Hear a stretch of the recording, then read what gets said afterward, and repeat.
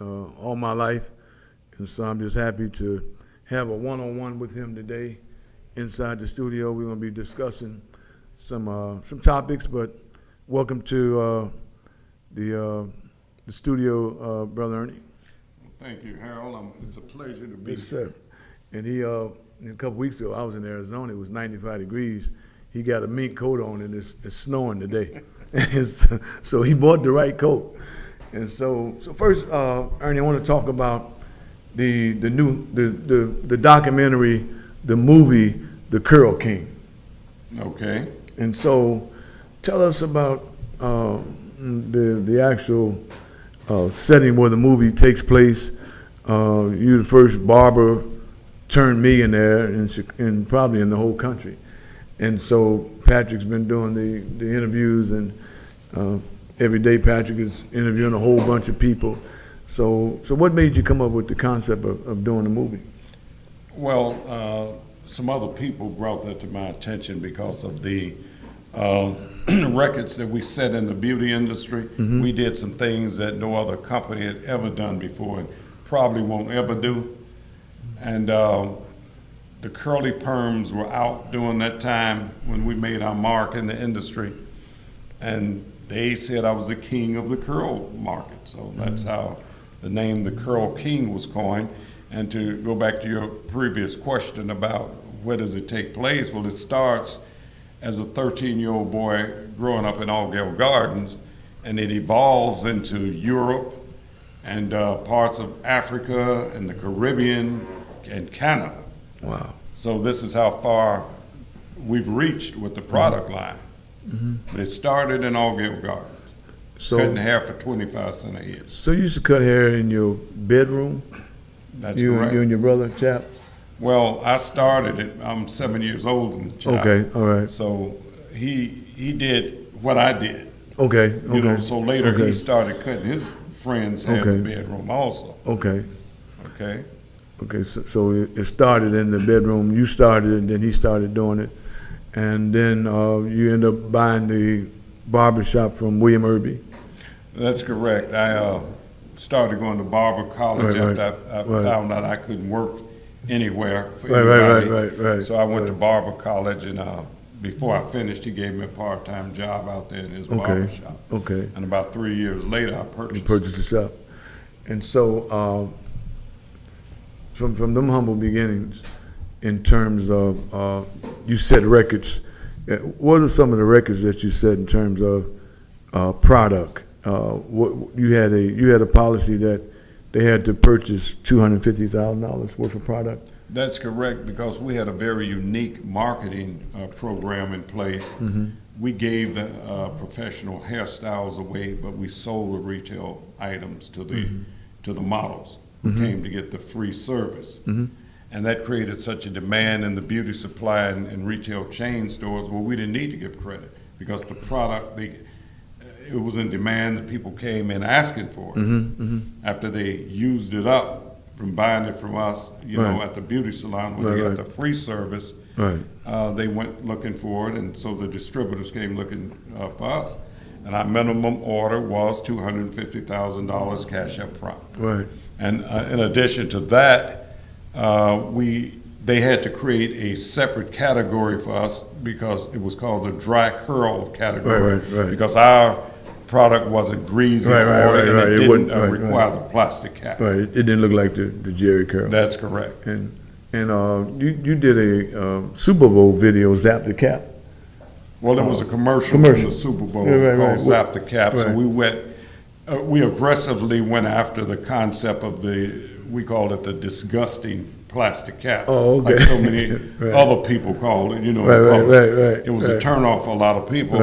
And so our commercial was Zap the Cap, get rid of the cap. And the cap would disappear off of our models' heads, you know, they wore it in the commercial. That was the dry curl look.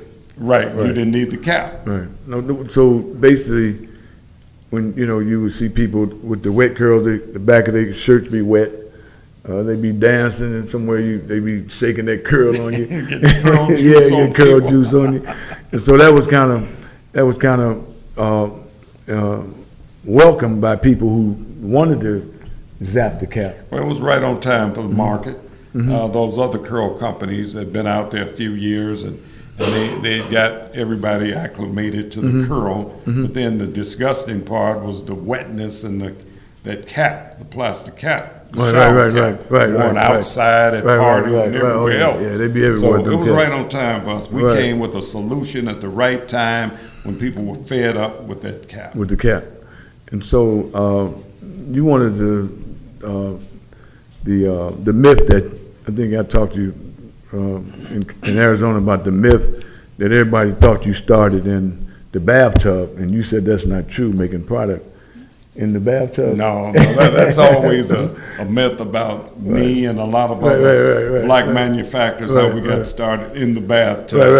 And I've never made product in the bathtub. I did make product on my stove. Okay. One of my daughter's mothers had a big pot that I used to use, and I used to make the hair grease, the shampoo, and some of the other items up in that pot.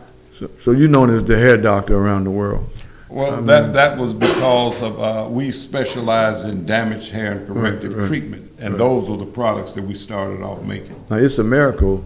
I mean, people are swearing by that. I mean, we got a Facebook page selling it, and man, the reviews of that, a lady called the other day, had alopecia, and her hair's growing.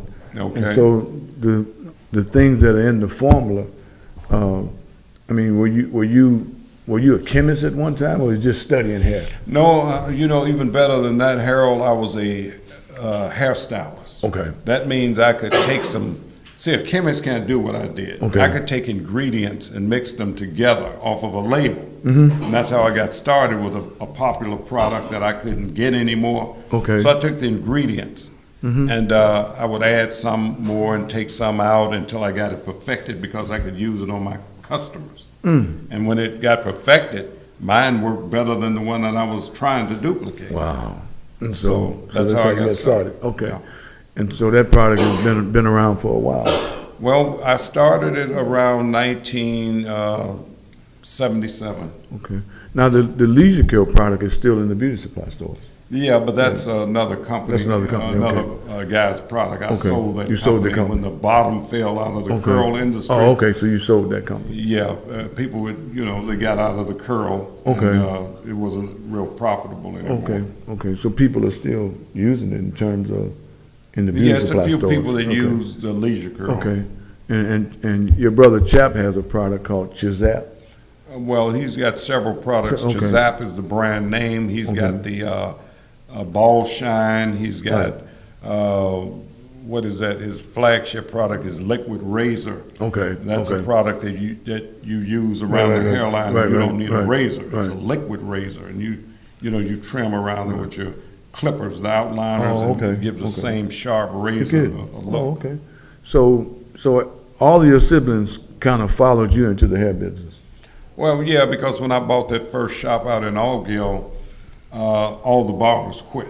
Okay, right. When I bought the shop, they all went and started doing Swabi something quit. else. Everybody quit. Stella quit. Yeah, so I brought my family. Did they quit because they didn't want to work for you? Or? I imagine so. Okay. Because I was the new guy just coming in there, and I'd only been there like 3 years, but I was the only one that had saved enough money to buy the shop when it came up for sale, because it was offered to everybody. Right. And they quit, so I brought my family in, who was a family of hairstylists, mostly girls, and then my brother, he learned to cut hair in the bedroom just like I did, so he came in after school. He was a sophomore in high school. He came in and took care of some of the clients too. Okay. And so I used to work in the shop. I used to base the heads and bases, like you said, there's no live base now, but I used to base. He had so many perms he would do, so he kind of put me on an assembly line to taught me how to base the heads, and I got a couple of pictures. I got to show. I have to see those. And matter of fact, I'm gonna get them before you go back to Arizona. Well, it's got me. I really thought I was doing something. I mean, I really thought I was a hairstylist. And he showed me how to do it. And once he showed me how to do it, I would base the head. They'd be sitting waiting for the relaxer in line, waiting. And but you've been a pioneer in the black hair product. And so with the movie or the documentary, what do you want to accomplish with the movie? Well, I want, more than anything, I want people to see that young black kids can accomplish whatever. I came from humble beginnings, South Side Chicago housing project. I started at 13 or 14 years old, cutting my friend's hair in the neighborhood, in my bedroom, and it evolved into a multi-million-dollar enterprise because the haircuts and the hairstyles evolved into me making hair care products and opening up beauty schools. So you knew early on in life that you couldn't work for anybody? Well, I knew that because I worked at the steel mill over at Republic Steel at one time. I only worked 9 months because I spent most of the time looking at the clock. When you get up, wondering, is it time to leave yet? Then I worked 8 months at Sherwin-Williams Paint Company, watching the clock. But when you did hair, you didn't watch the clock. Oh no, because you're receiving fresh money every day, so that was a big difference. I remember when working in the shop, and y'all came up with this terminology. You was the first person to hit a yard. A yard was $100. $100. Right. And remember, haircuts back in those days was like $275. Right. And you'd be there at 10, 11 o'clock at night, but you hit a yard, but you start hitting over a yard. But I remember the terminology of you when y'all said, "I hit another yard today." Yeah. I don't remember any of the other barbers. Maybe Mr. G may hit a yard every now and then, but it seemed to have been regular with you. Well, the thing was, I would go to the beauty shows Right. and find out what the latest technique was. Right. And at that time, they were wearing afros, and the bigger the afro, the better. So I came out with a hand dryer and a shampoo comb, and you could blow the afro out, blow it out and shape it up, and everybody wanted that. Right. So now, so that's how you came up with that? When you came with, you went to a hair show and something? I went to a hair show. A girl out of Cleveland, Ohio was doing that technique, and I went to the beauty supply store and bought a hair. Everybody was getting blowouts. and everybody's customers in that shop wanted blowouts, and they didn't know how to do it. Okay, so I remember you would have that hot comb, you had the other comb, and they come in, their hair be that short, but when they walk out, the hair be like that. Well, we called it a TWA, teeny weeny afro. Okay, all right. But when they walked out of there, it was like they looked like Angela Davis or H. Rap Brown or somebody. And so the blowout was, does history repeat itself in terms of? Oh yeah, but from $275, I was getting, with a shampoo and conditioner and the blowout and the haircut, I was getting like $650. Oh, okay. So when I did enough of those, it was easy to reach a yard back in those days. All right. Because you're young and full of beans, and you can stand up there all day long and just make money. Right. And so you want to show young people, particularly young black people, that they can succeed in terms of this movie, this documentary, and so you want this movie documentary to be something that comes on weekly in terms of once you get it out there? Well, what I've discussed with the producer of the movie was I'd like it to start maybe as a documentary and then take it to the movie screen. Take it to the big screen. And then we have plans for a weekly series. Okay, that's something. Okay, that's the plan. And I've interviewed Byron Allen 7 times on my show, so I think once we get the documentary, I think he'd love to make it a weekly movie. Okay. He has Blackest. He has about 12 shows on TV right now. All right. I think it'd be an excellent idea to do a weekly show in terms of a barbershop. A real history of barbershop. I know was Ice Cube and them did something, but I don't believe it had. And that was funny. That was a nice movie. But when you start talking about in a housing project, a barbershop, and then you've got everybody from every walk of life coming in there. I'm talking about hustlers and drug addicts who can go down to I Magnum or Morton Tail and come out with a rack full of clothes under their coat and sell them. I mean, that's different. That's a whole lot. And we had people out there that could do that. The boosters was. Well, they were boosters. It was kind of hard to keep money in your pocket when the boosters came in there, wasn't it? Well, not really, because you would get the stuff so cheap, right, you would resell it. Right. That was even more money. Right. And so in terms of, so that's the plan, documentary, film, and then maybe weekly TV show. That's correct. Okay. That's so correct. I think Patrick has interviewed, I mean, I think the list, you got over 100 people on that list or more. And I've got a few more for him. I talked to a guy this morning You that was kidding? very instrumental in Wow. what we were doing back Okay. in those days. Okay. I saw some of the names on the list. I remember John Amina, what's his name? I think you had him out in Africa most of the John time. Abiye? Yeah, you had him out in He's Africa. from Ghana. Yeah. And he knew a lot of people there, and I still consult with him now about okay. shipping product to Ghana. Now Okay. in fact, when I go there, I'd like to manufacture products in Ghana at some time. He wants to go with me. Okay. It'd be nice to have somebody from there who knows his way around. I just bought some land in Ghana, so. Oh, okay. I'll be talking about building some small houses on there. Well, Yeah. well, see, if you start a manufacturing plant and put yeah. people to work, Without a doubt. that enhances everything that you're trying without to a do. doubt. So let's go to the next subject. Harold Davis with Ernie Durham on 101, and I'm just off the cuff. We didn't rehearse anything. I'm just talking to him. And the new hair product you're coming out with, the new biracial blend. Well, biracial blend is something that's needed today because a lot of our women are buying hair from different countries and sewing it or gluing it into the hair, weaving it into the hair, and in a lot of cases it's causing damage. Okay, so what made you come up with? I mean, you've been laying low for a few years.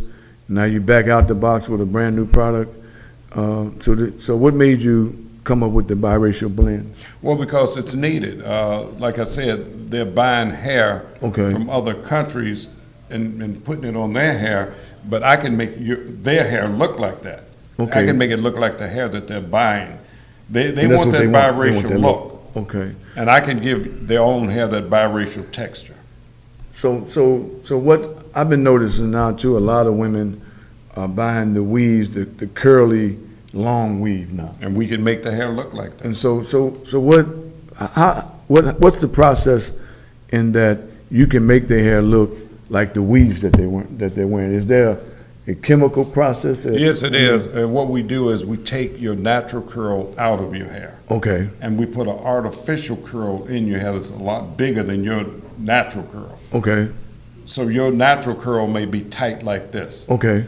And we'll put a curl in there that's like that. We'll open your curl up. So now it's more of a biracial texture than a natural texture. So since they want that kind of hair, now you're saying that you can turn their hair into that. Oh yes, we can give it to them. And unlike the Jerry curl, it's a tight rodded curl, and they all look just alike. Right. We don't use rods; we use big rollers, and we have a special locking solution that locks the large roller, the curl pattern, into the hair. So how do people, if they want to go on a website or they want to see some demonstrations, how do they find it in terms of the biracial blend product? How do they find it? Well, our website is biracialblend.com, with the www dot in front of it. And on the website, we have 3 different teaching videos showing different hairstyles, different ways you can wear it. And to show the demand for it, we have some women that are flying from other cities at their own expense to get the hairstyle. One of my daughters does it, and they're so you have people flying in from other parts of the country. Yeah, they're flying into Arizona just to get it. Wow. So because it's in demand. I mean, just the name itself is the name, right. You get a lot of attention just on that name. Now did you struggle with the name in terms of naming it? I mean, I got some pushback. Some pushback, if that's what you want to call it, some opposition with the name at first. But the thing is supply and demand. Right. The women want that. Right. So you got to call it exactly what it is. I had a couple of other names that I could have called it, but I wanted to hit the nail on the head. Okay, You have to go okay. right to the point. Okay. A lot of women want that biracial texture of hair, Okay. and we can give it to them. Okay, and so that's a brand new product that's hitting. You're hitting the ground running pretty hard with that, and you in terms of you're here not just for a funeral this week, but you're here for business also. Also, And, that's and correct. so you're here to do some workshops. Yes. And then you got and people. It's the same concept as the leisure curve. You're going to give the hair. You're going to give the hairdo away. Well, the biracial blend is a $200 hairstyle in the salon. Okay. The first one is free. Okay. Okay. The first hairstyle First one is is free. free. Okay. All we ask you to do is buy the 2 maintenance items at $15 a bottle to keep the hairstyle looking nice and healthy and growing. Okay. If you can't purchase those 2 products, then it'll make our work look bad. Right. And Right. we won't service you. So you need the maintenance products. Yes. To keep the hair to keep it in terms of once it's done, the maintenance products are the ones that keep it looking like that. Keep it looking nice. So if they don't purchase the maintenance products, then it's a waste of time for them to It's a do it. waste of time because then they can't go out and model it and, Right, show their right, friends and right. relatives what it looks like. Right. And it'll be a waste of our time and theirs. So the website is www.biracialblend.com, and there are 3 videos. 3 different teaching Demonstrations, videos okay. that tells you step by step how Okay. to do it, Okay. how to do the procedure, and it's 3 different hairstyles. Okay. Because you can wear it in a lot of different ways. Okay. We give you the biracial texture, and you can do whatever you want to do as far as styling it. Okay. And so that product, you're looking at also moving it over into Africa and Well, we're going to go around the UK. world with it, but Okay. we have to start here at home. Right. And my home is Chicago. Right. Right. So I'm from Chicago. I'm Right. known here in Chicago. Right. I've done a lot of things here, so it's only natural that I would bring a new Right. product out here in Chicago. So in terms of people that's going to be watching this interview, do you have any set places that people can go to now? And if they want their hair done, do you have any places in place yet? Not quite yet. We have a couple of salons that are interested Okay. in training. Okay. But if I don't get to train anybody on this trip, I will train a person so they can do the training. Okay. I do have one person that we will train, but Okay. as far as salons being trained, But you got a school. we went to Yeah, a school right. the other day, And and so- she's a teacher. Right, she's a and, teacher. So how soon will she be able, if people are watching this interview, how soon will she be able to do the hairdos? Well, we'll try and get in there. We're working on getting in there tomorrow to train her. Okay. And then I can go back home confident that she'll be training other Okay. people. So is it safe to give the address in terms of people who Do you watch have it? it? 2145 West 95th Street. That's right. Her name is Chris. Yeah, it's a brand new school. It's a brand new school. It's in Beverly, so it's a nice place. We were there yesterday, and it's 2145 West 95th Street. If you're going to be watching this interview and you want to inquire about the biracial blend hairstyle, then she will be the one that basically will be trained. The first free one. The first free one. Okay, so that's 2145 West 95th Street in beautiful Beverly area, right next door to Andriana Ferrers. That's correct. So you can't miss it. And so we got the movie going on. I mean, the documentary, the movie. We got the new product, and Well, do you have a phone number there too? oh no, I didn't have her number. Oh, all right, we'll maybe, get it as yeah, soon as before we Sharon go, comes yeah. out of And the the hall. and there's been some talk about you running for president. Or what's going on Well, with that? yes, I do have that in mind, Okay. a little ways in the future. Okay. Because the situation in America is not getting any better. Right. And it's a spiritual problem. Right, It's not a political problem. Okay. It's not a problem that politicians are going to be able to handle fix. because there are universal laws that put here to govern us. And when you break those laws like any other laws, they're going to be consequences. So you're saying it's a spiritual battle? It's a spiritual problem. Right. And so we've broken spiritual laws in this country and around the world, and they have to be rectified. If not, I mean, you see the way things are going, with the weather and the crime, and I mean, just everything, the racism and a lot of other stuff that is not pleasing to the laws that govern the earth and the universe. So we've got to get back into alignment with our Creator. Okay. Rather you call him God or the infinite source or whatever you want to call him with your religion, it has laws for us to live by. And when you transgress those laws, you're going to have consequences. And you see the plagues going on now. And so in terms of, the other day it was 85 degrees in Denver, Colorado. And then by 6 o'clock in that evening it was 13 degrees and it was snowing. And they said they had never seen such a drastic drop of almost 70 degrees, where it went from winter, it went from summer to spring to fall to winter in one day. Yeah. So are those some of the things that we see in terms of? A lot of people don't believe in the Bible, but that's the guideline for the people that live on earth. Even though it's been misused and abused and people have used it to control other people, but it's still our guidebook. It's our guideline. Right. And there are plagues when you get out of alignment with the laws that govern the universe. There are plagues, there are consequences. And this unseemly or unnatural weather that you see going on, that's all part of it. So if I jumped out the window and I fall 32 feet per second, and I say that I can fly, well, the laws of gravity say I don't fly, and I say I kill myself.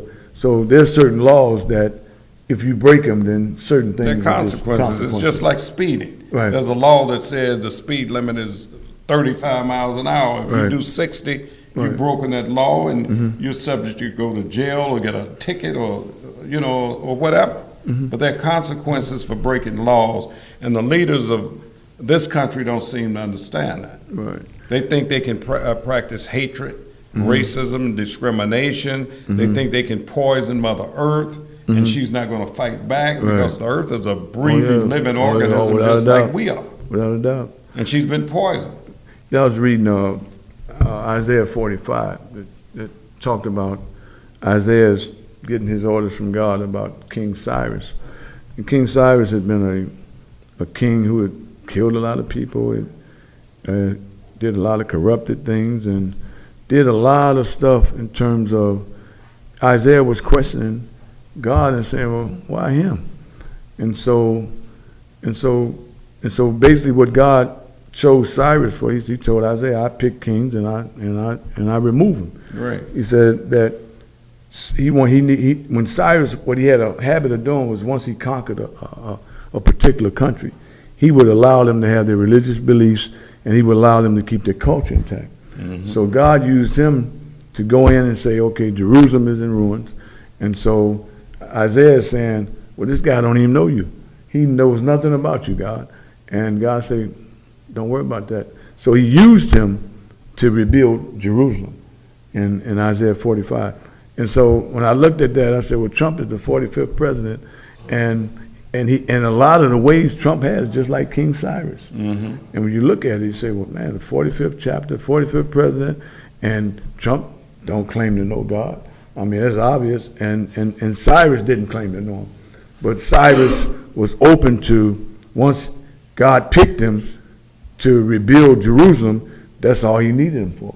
Okay. And so in terms of Trump being there, would you say that God is using him in a certain kind of way? Well, you still got to go back to the guideline or the guidebook, which is the Bible. And the book of Revelation says that Babylon is fallen. Right. America's modern day Babylon, and it's falling.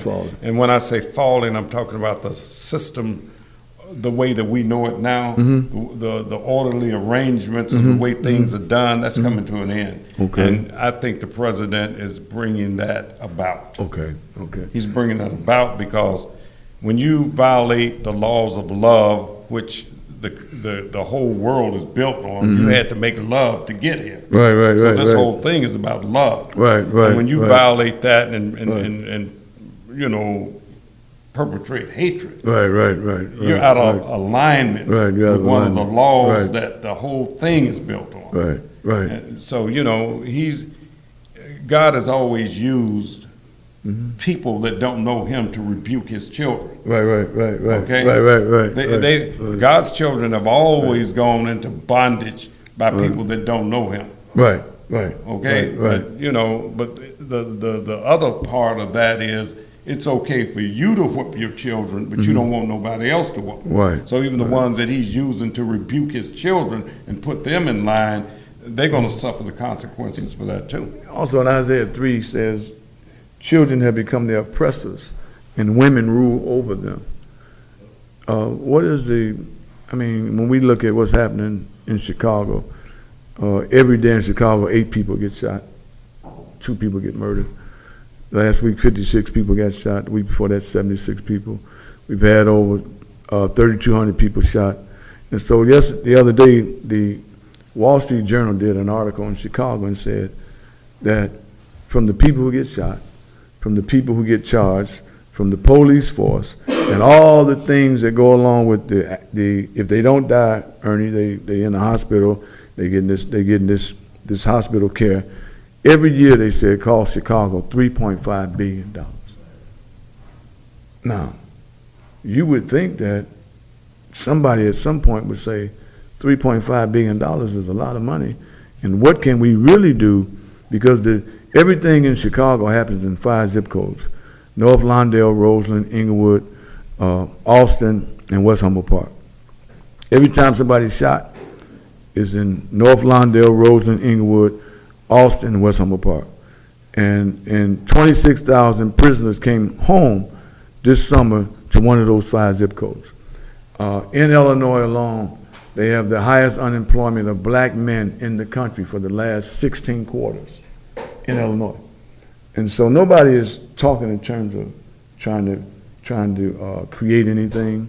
Last year, there were $250 million wrote in parking tickets, and 200 million of those tickets came out of North Lawndale, Roseland, Inglewood, West Humboldt Park, and Austin, where the average income in those 5 zip codes, Ernie, is $15,000.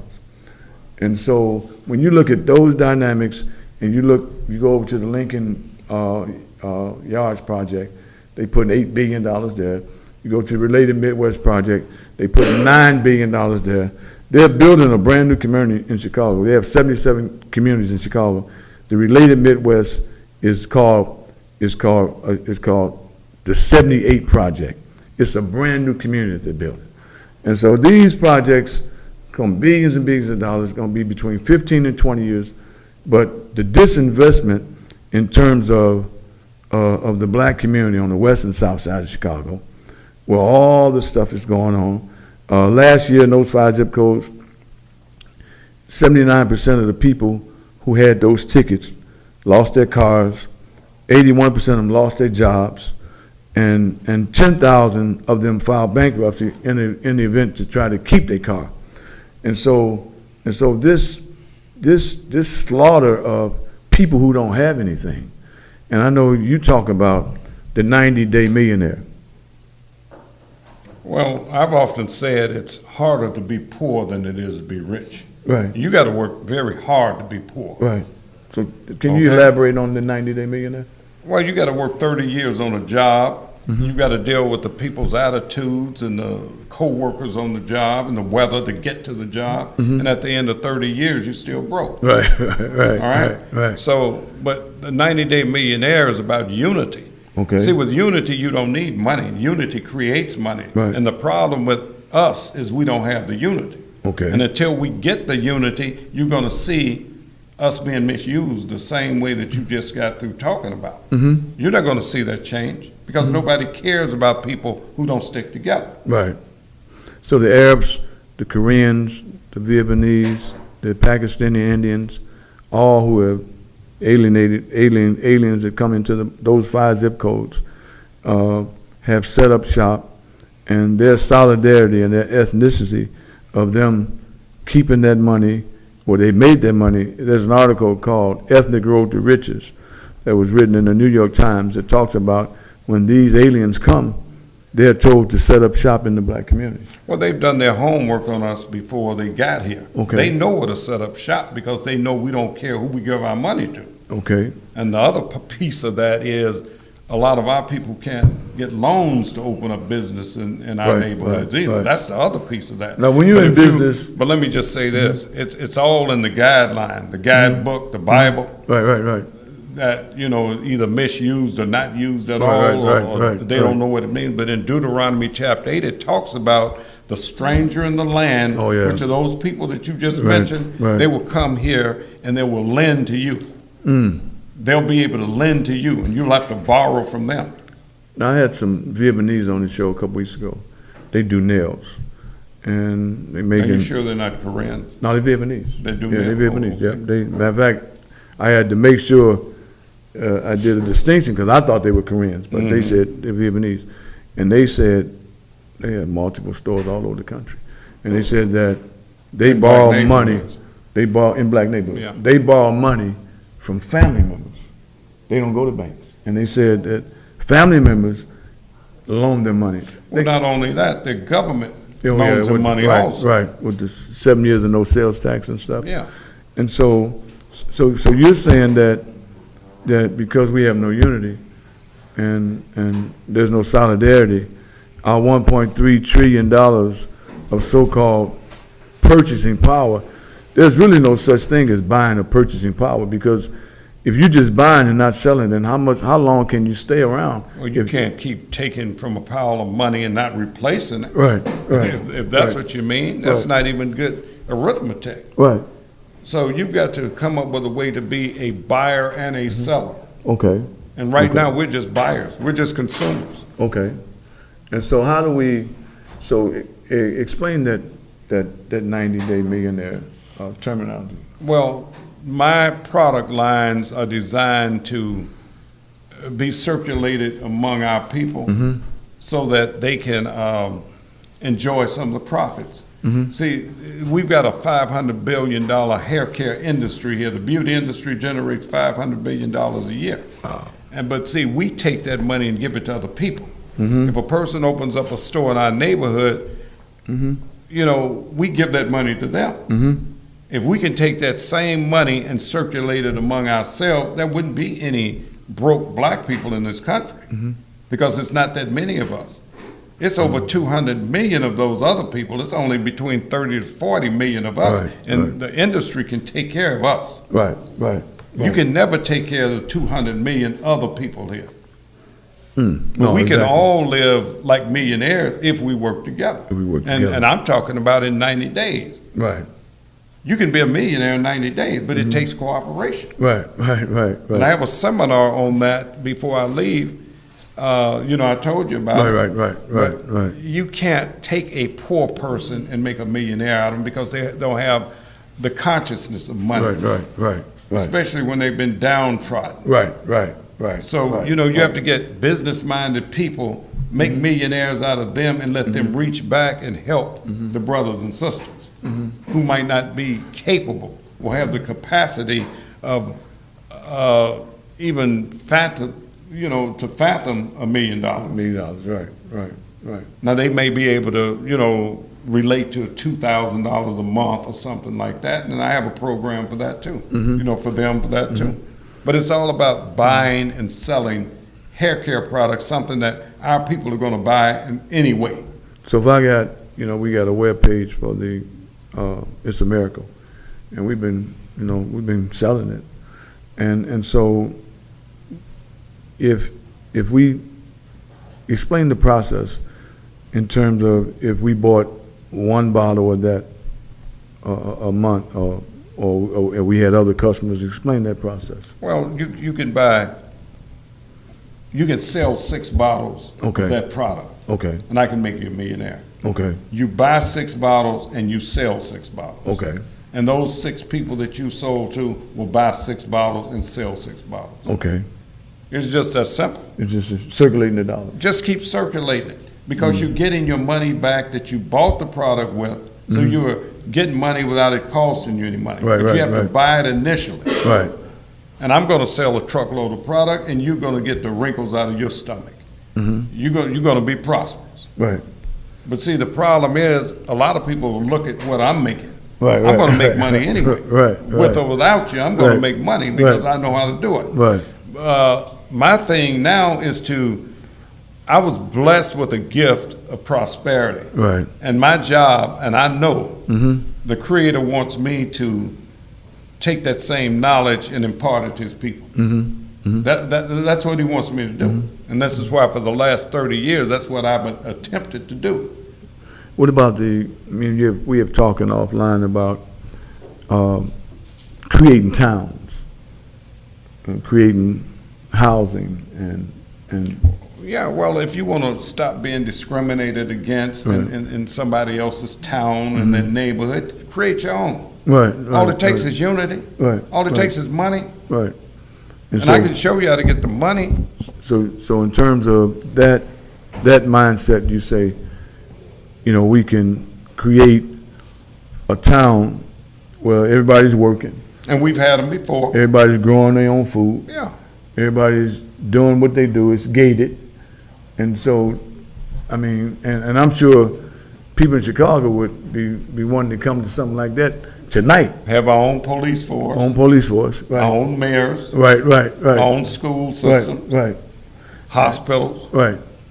And so that would be, that's something that we've talked about, in terms of that. So we got a one-on-one with Ernie Daughram, also known as the hair doctor. The Curl King. The Curl King. He got a lot of the Curl King, hair doctor, entrepreneur. And so we been having a discussion here that's going to play every day, Patrick. We're going to play it every day forever. And so people that listen and watch our station will be able to see this interview every day. We'll be playing it probably in the daytime and nighttime in terms of when we have the free airtime.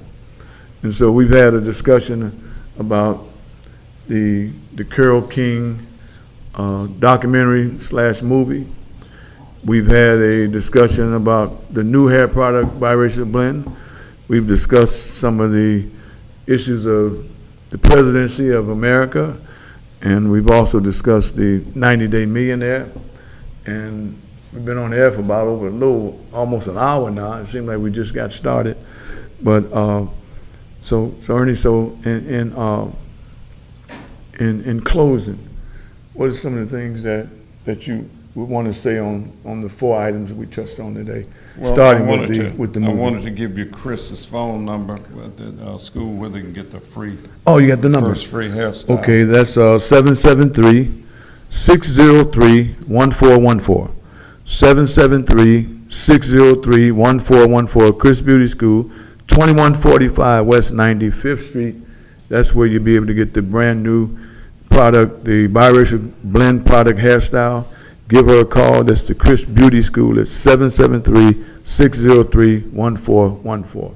2145 West 95th Street. So give us some closing statements on each of the subjects we just talked about, starting with the movie. Well, the movie, like I said, it's to show young black kids that anything is possible. I grew up in a Chicago housing project on the far south side of Chicago. I'm a 3-time millionaire. In a very lucrative industry, the beauty industry that generates over $500 billion a year. So I made money in that. And I can show anybody how to do it. Okay. All right, so that's that piece. Okay. The next piece. What is that? The product, the new product. Well, the new product, Biracial Blend, we're going to make a lot of money with that, but I'm inviting the black community to participate in it because everybody that helps with Biracial Blend by buying the product and selling it to friends and relatives, their name will go in a database and they will receive monthly checks depending on what level they come in at. They can get up to $5,000 a month, or they can get $200,000 a month. Be like profit sharing. It's profit sharing. That's all it is. It's profit sharing. We share the profits. You buy the product and sell it, you get the profits. Okay. It's just that simple. But Okay. we've got to do it, brothers and sisters. We've got to work together. And in terms of, I've spoken with you, you said you may be coming here maybe once a month. There's some talk of you doing a talk show. And I think that's something that people will, because we have all the equipment now. We can pack everything up here in a case that big and go anywhere in the world. Okay. And so I mean, we can come to Arizona and have Truth TV, Truth Radio. We can go anywhere in the world and pack this stuff up in a suitcase about that big, and so everything is mobile. And so, Well, that sounds good. You come to Arizona during the winter, and I'll come there here. in the summer. And so yeah, there's talk of you wanting to do something in terms of that, a talk show. Well, yes, the talk show. See, the ministry and the presidency is like two sides of a railroad track. They go hand in hand, because you cannot solve the problems of this country without talking about the creator of the universe. Okay? So the ministry tunes you in to the way the creator thinks. Okay. And a lot of people might be violating the creator's laws and don't know it. Oh, okay. But if you don't have love for your fellow man, Right. you violated the law, Already. and the law of sowing and reaping brings it back to you. See, because on a high level of understanding, and this is what the politicians don't seem to know, I'm you and you're me. Right. So what I do to you, I'm doing to myself. Right. So if I drop a bomb on you, I'm Oh, yeah. dropping a bomb That's right. on myself. That's right. And they don't understand it. Right. But once you understand that, then you'll stop the violence. That's Right. that's the answer to the problems in the world. So the wheels of nature never go to sleep. That's right. They The steady law of moving. sowing and reaping. It's a Steady. wheel of cause and effect. Yeah, steady moving. That's right. And so in terms of that, and there are 10,000 black churches in Chicago. What do you see the problem? Because people in church, Ernie, and they seem to come out the same way they went in. I mean, what is wrong with the message today? I mean, do you have any comment on that? Not a lot, because I don't want to alienate myself with anybody, but Okay. I will go back to the Word. Okay. And the Word says God sent His Word and healed them and delivered them from their destructions. Now, if you go into church and you're not healed and delivered from your destruction, you must not have the Word of God.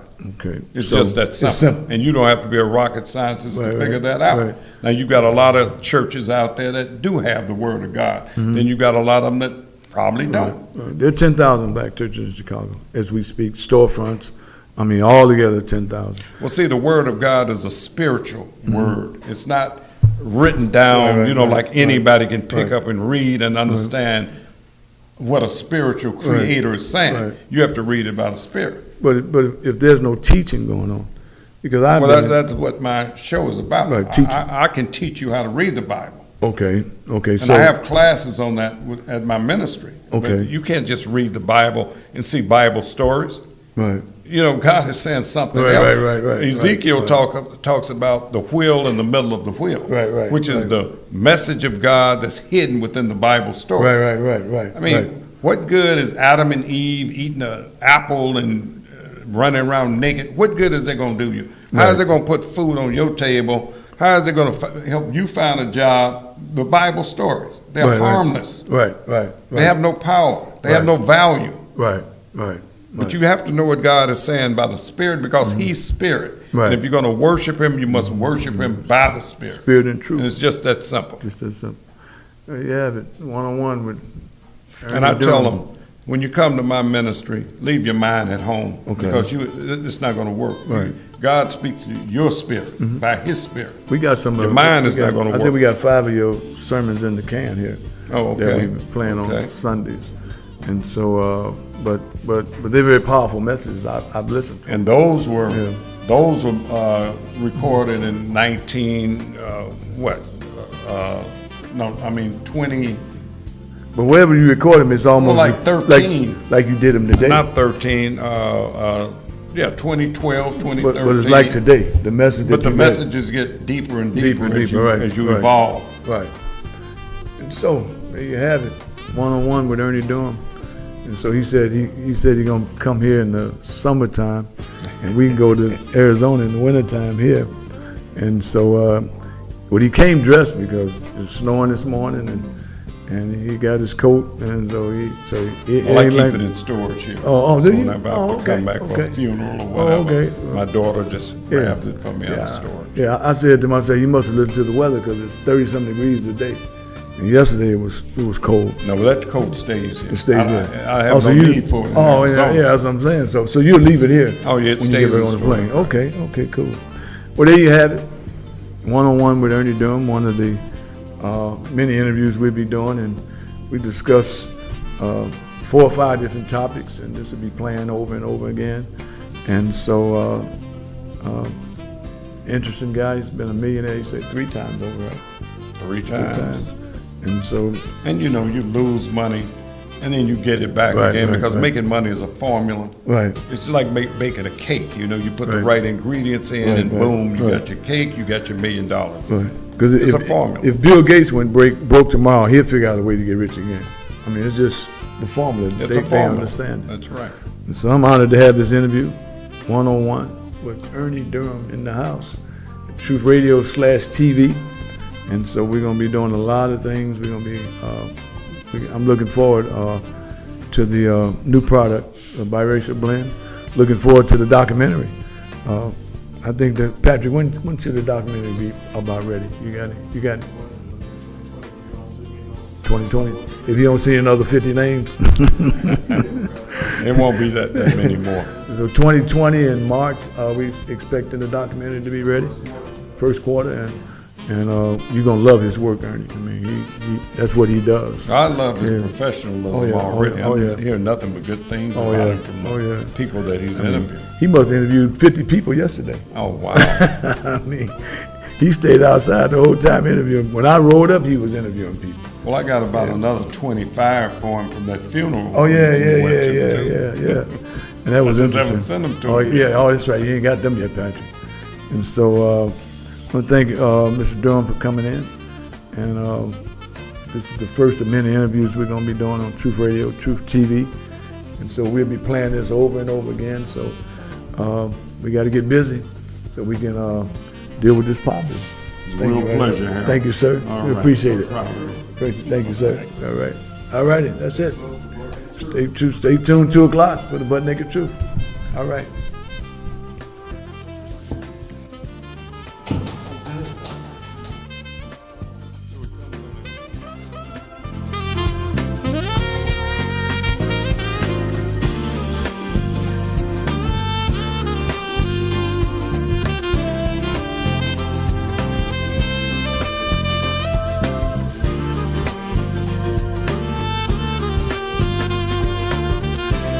The station you've been waiting for is here. Spread the word. We're truthradio.net. Truth Radio, because half the truth is a whole lie. Truthradio.net. If you've got a cell phone, you've got Truth Radio. Download the app now at truthradio.net. Spread the truth by telling someone you love to download the Truth Radio app at truthradio.net. Here's some of what you've missed on the Button